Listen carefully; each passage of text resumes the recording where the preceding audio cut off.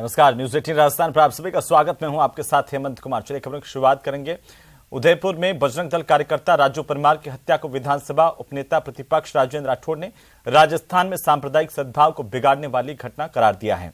राजेंद्र राठौड़ ने कहा कि राजस्थान में सांप्रदायिक सद्भाव इस कदर बिगड़ गया कि अब संगठन के लोगों को चुन चुन कर मारा जा रहा है। राठौड़ ने कहा कि यह पहली घटना नहीं है। भीलवाड़ा, करौली, जोधपुर और एक बार फिर उदयपुर में हुई हत्या से सांप्रदायिक सद्भाव को बिगाड़ने की कोशिश लोग कर रहे हैं। उन्होंने कहा कि इससे सचेत रहना चाहिए। राजस्थान के अंदर सांप्रदायिक सद्भाव इस कदर बिगड़ गया है कि अब संगठनों के लोगों को चुन चुन कर मारा जा रहा है।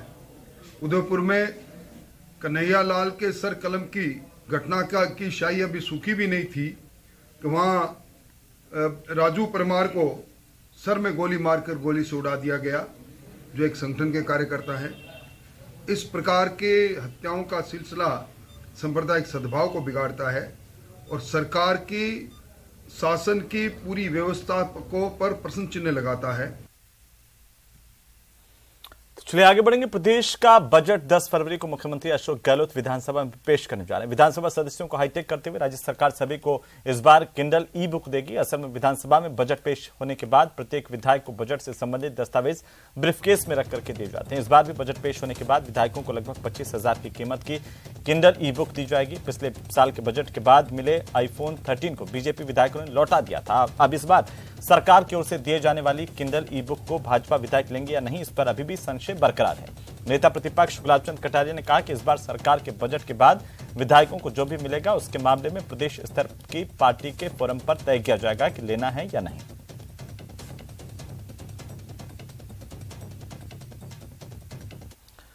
उधर कोटा में निजी रिजोर्ट में आज कांग्रेस का संभाग स्तरीय संवाद कार्यक्रम आयोजित किया गया। इस दौरान प्रदेश कांग्रेस के अध्यक्ष गोविंद सिंह डोटासरा ने बीजेपी पर जमकर निशाना साधा। उन्होंने कहा कि भाजपा ईडी, सीबीआई और इनकम टैक्स का डर दिखाकर देश में भय और नफरत का माहौल पैदा कर रही है।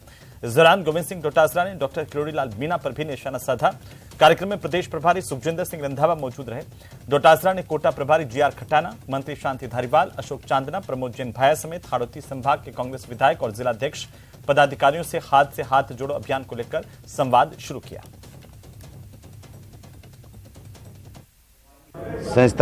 संवैधानिक संस्थाओं का दुरुपयोग करके ईडी, इनकम टैक्स, सीबीआई का डर दिखा रहे हैं। आप रोजाना देख रहे हो किरोड़ी जी कह रहे हैं दिल्ली जाके आया हूं, ईडी ला रहा हूं। तो उनकी मौसी लगती है क्या ईडी? उनके नहीं आ सकती क्या? बीजेपी के जितने भी नेता हैं वो दूध के दूल्हे हैं क्या? तो चलिए आगे बढ़ेंगे। और इसी बीच बड़ी खबर राजधानी जयपुर से इस वक्त की सबसे बड़ी खबर आ रही है, जहां पर गैंगस्टर्स के फॉलोअर्स पर शिकंजा कसा गया। पुलिस ने 6 लोगों को गिरफ्तार किया जो गैंगस्टर्स को अलग अलग सोशल मीडिया फोरम पर लाइक करते थे, शेयर करते थे। गैंगस्टर्स के पोस्ट को, गैंगस्टर्स के सोशल मीडिया पेज को लाइक कर रहे थे। ऐसे 6 लोगों की गिरफ्तारी हुई है। जयपुर पुलिस ने पहले ही साफ कर दिया था कि ऐसे लोगों पर पुलिस की नजर है जो किसी तरह के गुंडे बवालियों को, गैंगस्टर्स को फॉलो करते हैं। ऐसे लोगों पर पुलिस लगातार नजर बनाए हुए हैं। तो चलिए आगे बढ़ेंगे। बूंदी से बड़ी खबर, जहां 2 बाइक की आपस में भिड़ंत हुई है। एक बाइक चालक की मौत होने की जानकारी है तो दूसरा बाइक चालक घायल हुआ है। बांसी गांव के पास ये घटना हुई। बड़ी खबर इस वक्त की। दर्दनाक सड़क हादसा हुआ है बांसी गांव के पास, जहां पर एक व्यक्ति की जान गई है।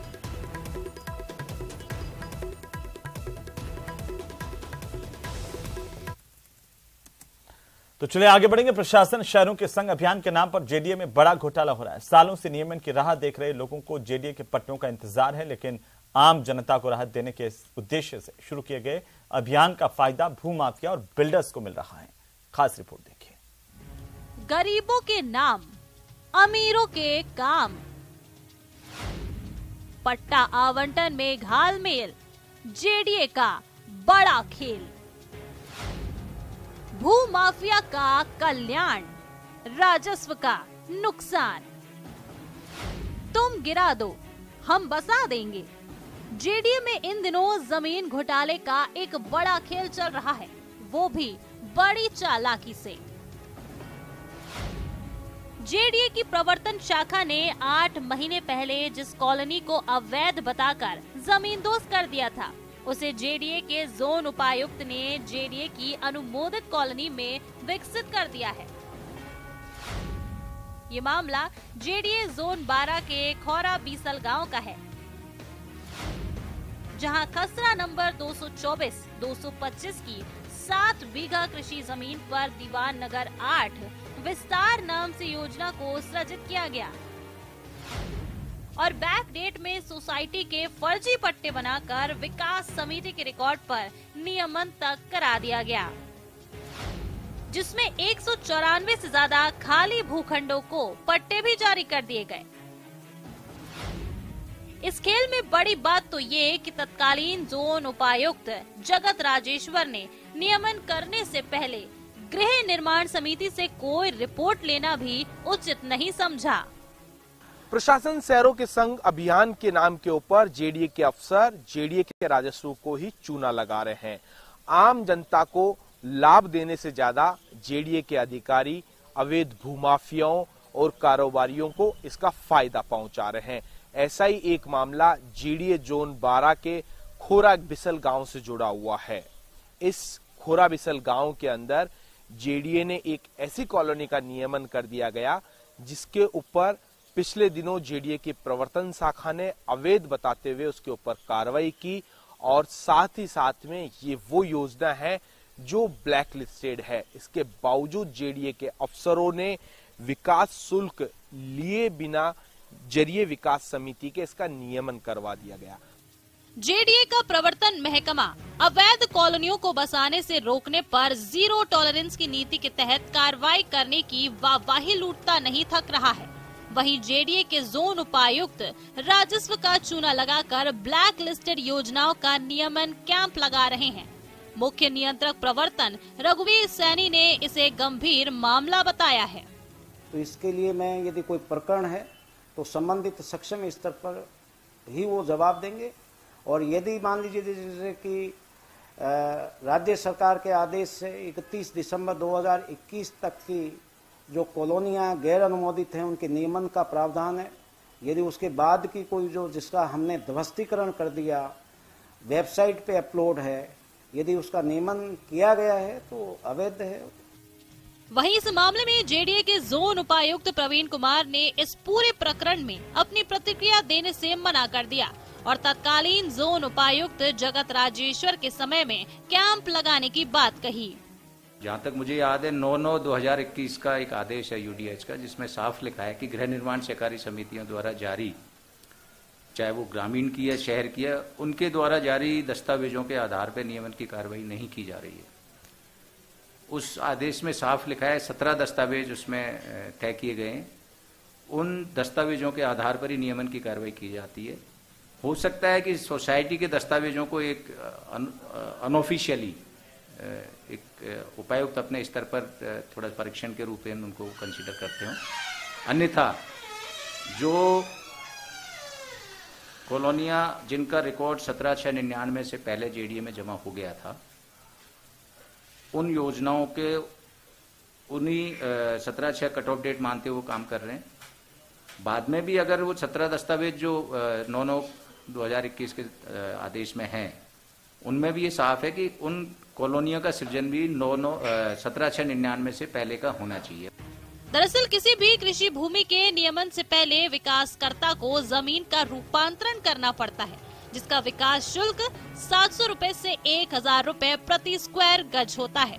लेकिन जेडीए के अधिकारी प्रशासन शहरों के संग अभियान के नाम पर ऐसी कॉलोनियों का नियमन फर्जी विकास समितियों से करा रहे हैं, जिससे जेडीए के राजस्व को भारी नुकसान हो रहा है। न्यूज़ 18 राजस्थान के लिए रोशन शर्मा की रिपोर्ट। तो चलिए आगे बढ़ेंगे और इसी बीच हनुमानगढ़ से बड़ी खबर मिल रही है। बड़ी और अहम जानकारी इस वक्त की हनुमानगढ़ से, जहां पर पुलिस ने एक और आरोपी को गिरफ्तार किया है। लॉरेंस गैंग के नाम से फिरौती मांगने का यह मामला, पुलिस ने एक और आरोपी की गिरफ्तारी की है। काकू उर्फ हर्ष को गिरफ्तार किया है। पुलिस ने ऋतिक बॉक्सर के नाम से इस शख्स ने 1 करोड़ रुपए की फिरौती की मांग की थी एक डॉक्टर से। इस पूरे मामले का खुलासा करते हुए एक व्यक्ति की गिरफ्तारी की है। टाउन पुलिस ने पूर्व में 2 आरोपी गिरफ्तार किए थे। एक नाबालिग को भी निरोधित किया था। अब काकू उर्फ हर्ष की गिरफ्तारी हुई है। बड़ी खबर इस वक्त की।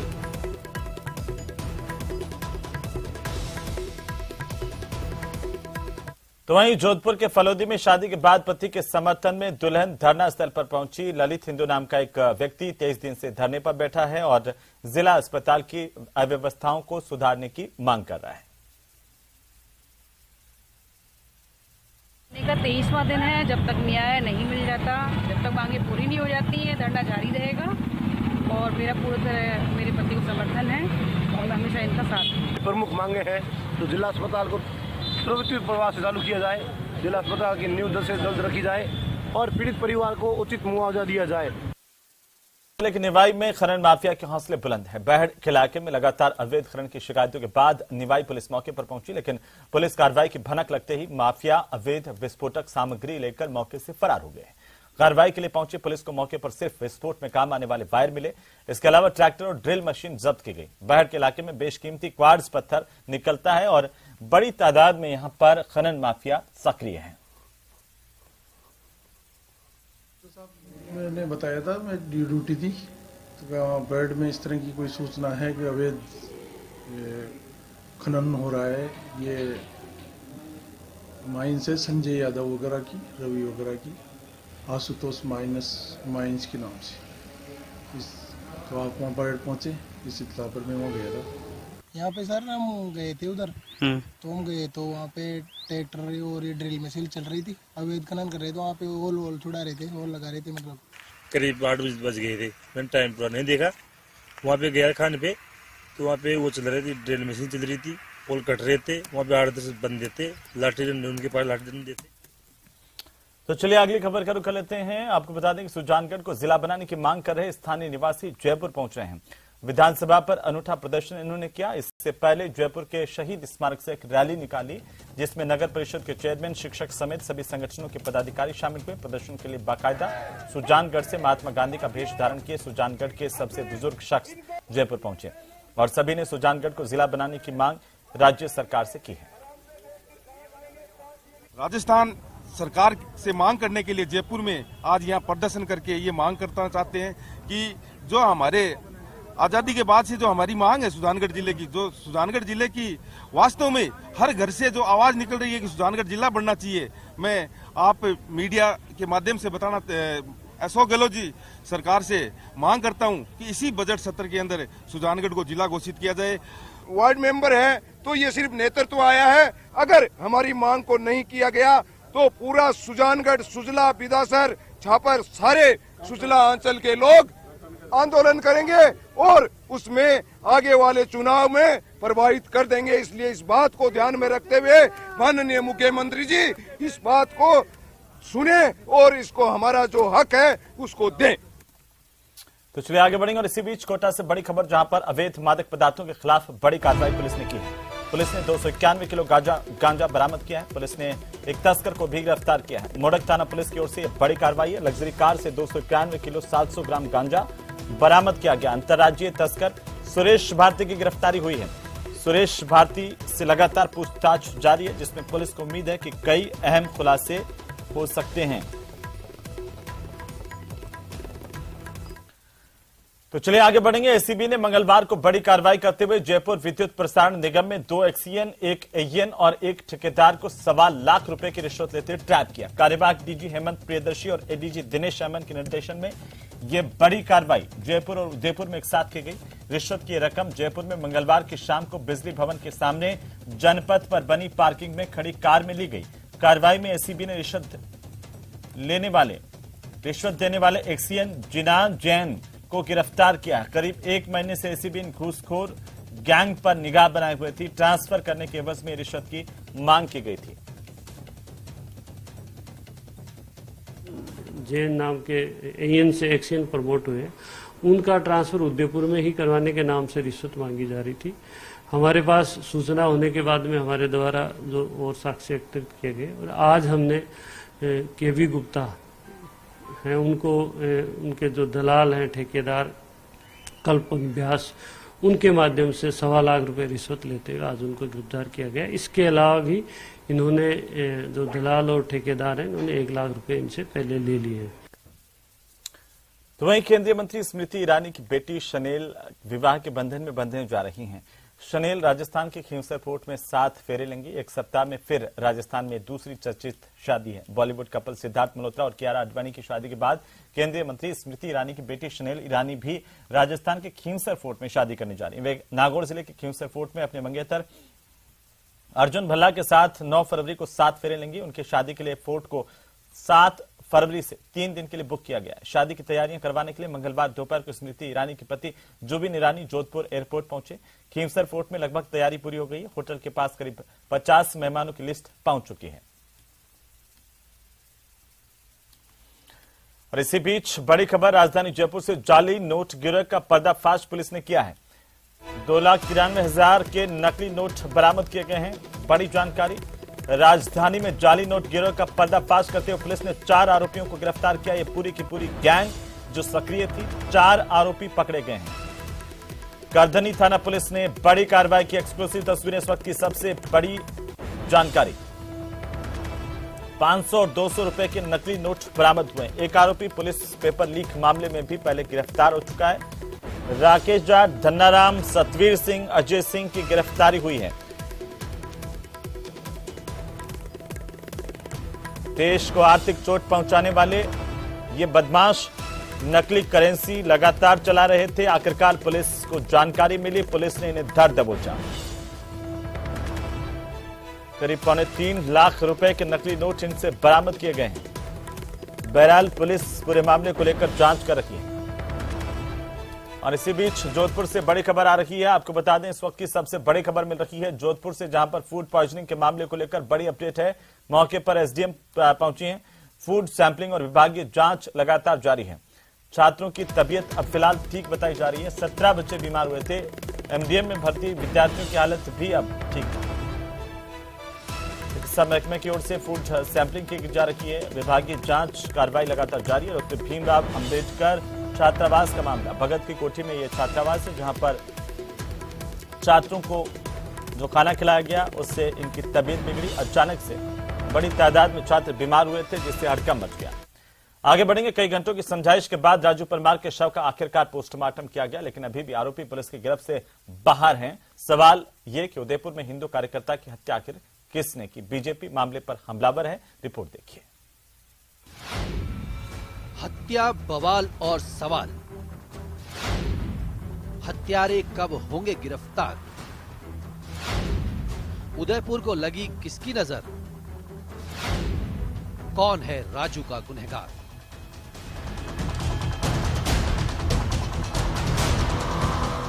उदयपुर में एक बार फिर बवाल है और सवाल भी है कि आखिर उदयपुर की शांति किसे खटक रही है। जी हां, कन्हैया हत्याकांड के लिए पूरे देश में सुर्खियों में रहने वाली लेक सिटी एक बार फिर चर्चा में है।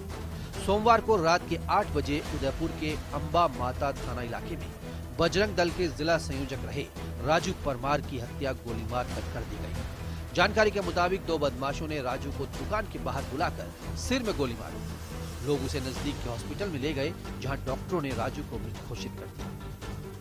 इस घटना के बाद वीएचपी के कार्यकर्ताओं और परिजनों ने जमकर हंगामा किया। हंगामा मंगलवार तक जारी रहा, जिसके बाद पुलिस आगे आई और संबंधित पक्षों से बात शुरू की।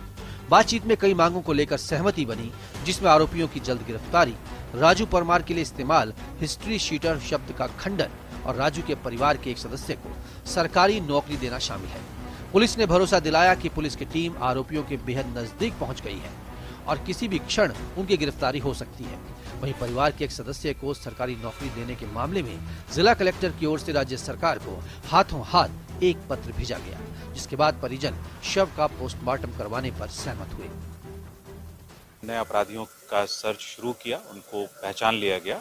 सारी टीम्स उनकी गिरफ्तारी के लिए लग रही हैं और इस दौरान आज सुबह इनकी जो डिमांड थी, जो कई लोग इनके मित्र परिजन जो यहाँ पहुंचे थे मॉर्चरी पर, इनका प्रमुख डिमांड था कि इनके किसी परिजन को सरकारी नौकरी दी जाए और दूसरी चीज़ थी कि मुलजिमों की तुरंत गिरफ्तारी इंश्योर की जाए। तो वो सारी टीमें लगी हुई हैं मुलजिम गिरफ्तारी के लिए और जहाँ तक उसके संबंध में कलेक्टर साहब ने कोई पत्र राज्य सरकार को भेजा है। तो इस तरह करके अब ये राजी हो गए और पोस्टमार्टम शुरू हो रहा है थोड़ी देर में। वहीं इस मामले को लेकर अब बीजेपी ने सवाल उठाए हैं। बीजेपी के विधायक मदन दिलावर ने इस हत्याकांड को लेकर कानून व्यवस्था पर भड़ास निकाली। उन्होंने कहा कि प्रदेश में अपराधी पूरी तरह बेखौफ हो चुके हैं। उदयपुर में राजू परमार जी की हत्या जो की है, ये योजनाबद्ध तरीके से की है और उनकी हत्या करने के बाद प्रीतम सिंह नाम के एक गुंडे ने जिम्मेदारी ली है। इससे साफ लगता है कि कानून का कोई डर नहीं रहा है, सरकार का कोई डर नहीं है, क्योंकि इतनी सारी लगातार घटनाएं होने के बावजूद भी प्रभावी कार्रवाई नहीं होना ये दिखाता है कि सरकार गुंडों के प्रति सहानुभूति रखती है, हत्यारों के प्रति सहानुभूति रखती है और इसके कारण उस पर प्रभावी कार्रवाई नहीं हो पाती है। मर्डर के करीब 6 घंटे बाद एक बंटी नाम के युवक ने इसकी जिम्मेदारी लेते हुए फेसबुक पोस्ट किया। उसने लिखा कि राजू उसके मामा की चलिए आगे बढ़ेंगे। देश की सबसे बड़ी इंजीनियरिंग प्रवेश परीक्षा जेईई मेन 2023 के जनवरी सेशन का रिजल्ट नेशनल टेस्टिंग एजेंसी की ओर से जारी कर दिया गया है, जिसमें 6 स्टूडेंट्स ओवरऑल 100 परसेंटाइल मार्क्स लेकर के आए। वहीं 105 स्टूडेंट्स ने 99 परसेंटाइल से ज्यादा स्कोर किया है। जयपुर में कार्तिक सिटी टॉपर बने। वहीं दूसरे तीसरे स्थान पर आए दर्श जैन और दिव्यांशु गुप्ता मीडिया से रूबरू हुए। तीनों ने कहा कि उन्हें कंप्यूटर साइंस में आगे भविष्य बनाना। आपको बता दें कि इस परीक्षा में जेईई मेंस में 9 लाख से ज्यादा स्टूडेंट्स ने रजिस्ट्रेशन करवाया था। उसके बाद आते 1 घंटे तो रेस्ट करता था मैं, उसके बाद फिर जो भी क्लास में हुआ उसकी एक समरी बना के मतलब उसके बेस्ड क्वेश्चंस करता था घर पे आके। खेलने भी जाता था 1 घंटे रोज खेलने, लगभग जिस दिन क्लास नहीं होती थी उस दिन तो पक्का, और जिस दिन क्लास होती थी उस दिन भी यानी घर पे थोड़ा तो टाइम निकालता था खेलने का। और ऐसे दोस्तों से बात करना, दोस्तों से बात भी करता था, इंटरनेट भी चलाता था, ऐसे ज़्यादा भी नहीं, लिमिट में। बाकी हेल्थ का भी काफ़ी इम्पोर्टेंट है, हेल्थ का ध्यान देना चाहिए क्योंकि अगर हेल्थ बिगड़ जाती है तो बहुत दिन वेस्ट हो जाते हैं, तो हेल्थ का भी ध्यान देंगे। आप किस स्ट्रीम में जाना चाहते हैं आगे? कंप्यूटर साइंस में। 11 आवर्स तो रोज़ का डेली का होता ही था पढ़ने का। इसके अलावा मैं रिफ्रेशमेंट के लिए रोज़ हाफ एन आवर एक्सरसाइज या फिर म्यूज़िक तो सुनता ही था, क्योंकि कई बार रात तक होते होते काफ़ी सैचुरेशन हो जाता है ब्रेन में, तो इसलिए थोड़ा म्यूज़िक या एक्सरसाइज तो करना ज़रूरी है। और इसी के साथ ही बुलेटिन फिलहाल नहीं, आप देखते रहिए न्यूज़ 18 राजस्थान। नमस्कार।